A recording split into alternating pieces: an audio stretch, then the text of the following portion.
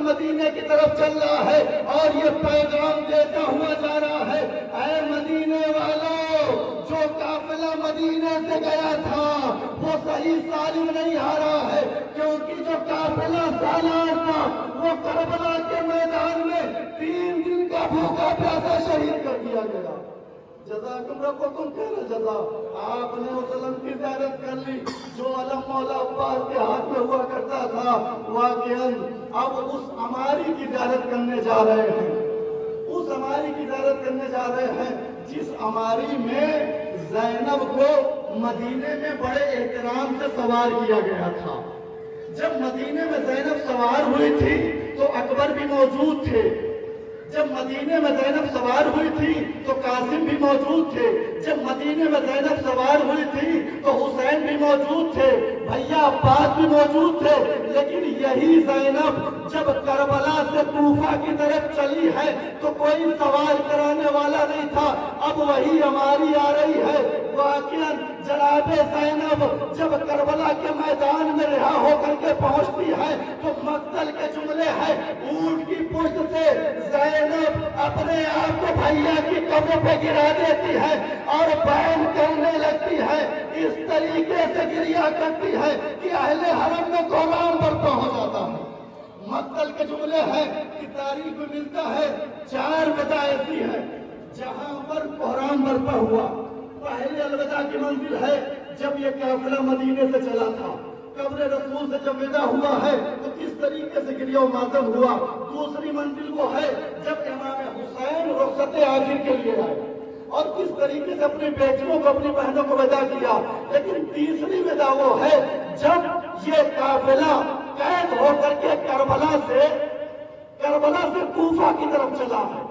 لیکن آج جس ودا کے لیے ہم یہاں پر کھڑے ہیں، چوتھی ودا وہ ہے جب کربلا میں قافلہ آیا ہے، یہاں کے بعد جب رخصت ہونے لگا، ایک مرتبہ جناب زینب رخصت ہونے کے بعد بھی دل میں یہ خواہش رکھتی ہے کہ ایک بار اور بھیا کی قبر پہ جائیں اور دل کھول کر کے گریہ کریں۔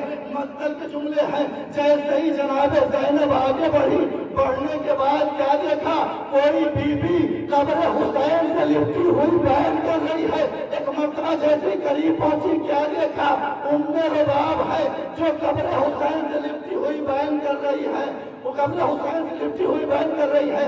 ایک مرتبہ جناب زینب نے کہا، اے بھابھی ام رباب، قافلہ تیار ہو چکا ہے، مدینے کو جا رہا ہے۔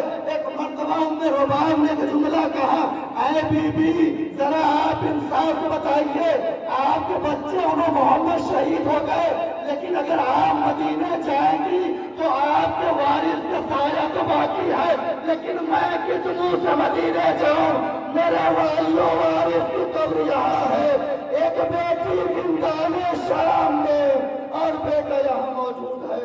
جزاکم ربکم خیر الجزا۔ خدا کوئی غم نہ دے سوائے مظلوم کربلا کے۔ اب اس بی بی کی ہماری آ رہی ہے جسے ام کلثوم کہا جاتا ہے، جو حسین کی ہمشیرہ ہے۔ کربلا کے میدان میں یہ اتنی غریب بہن ہے جو شب عاشور یہ تمنا کر رہی تھی کہ سب کے اولاد ہیں، سب اپنی اولادوں کو قربان کر دیں گے، لیکن میرے پاس کوئی اولاد نہیں ہے۔ ایک مرتبہ مولا عباس سامنے آئے، کہا، اے بہن ام کلثوم، میں آپ کی طرف سے قربان ہو جاؤں گا۔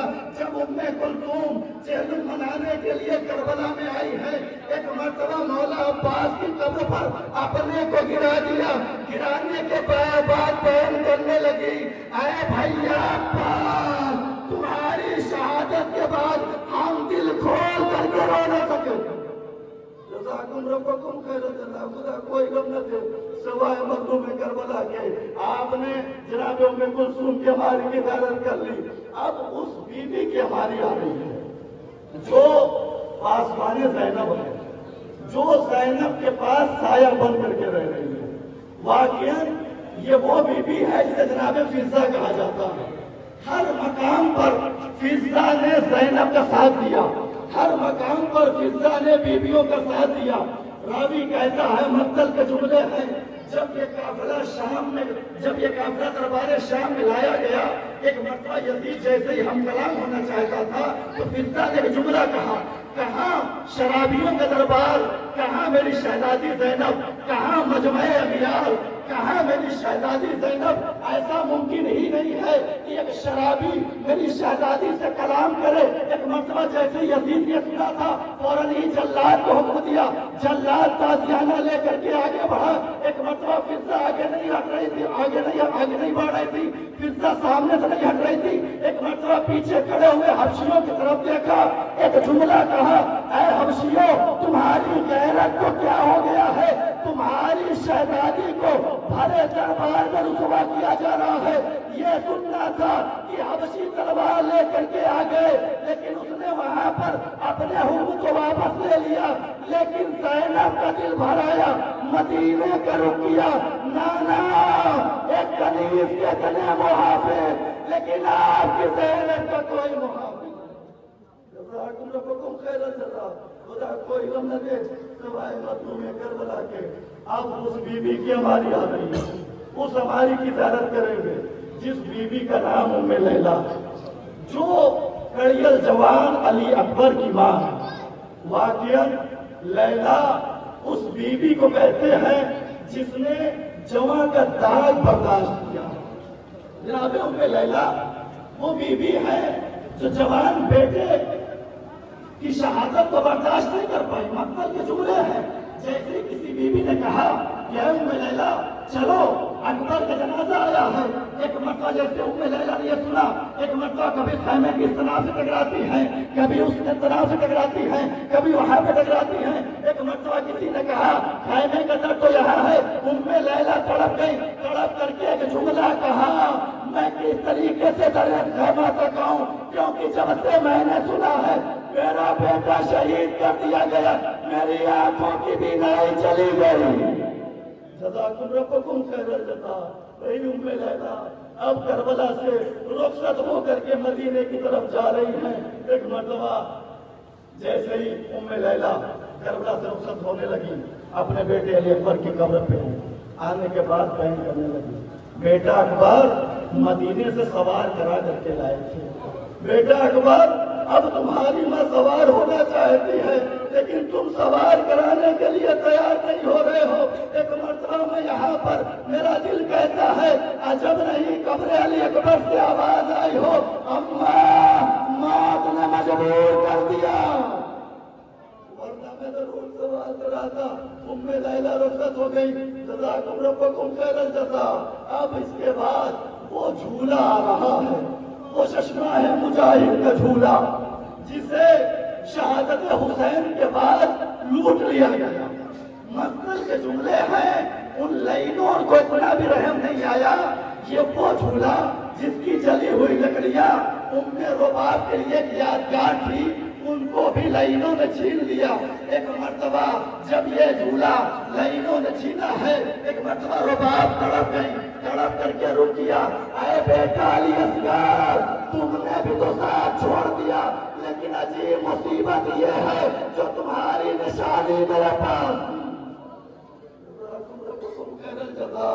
وہ علی اصغر جو خود سے میدان میں نہیں جا سکتا تھا، خود سے جنگ نہیں کر سکتا تھا، اس کو بھی لائنوں نے تیرے سے شعبہ سے شہید کر دیا۔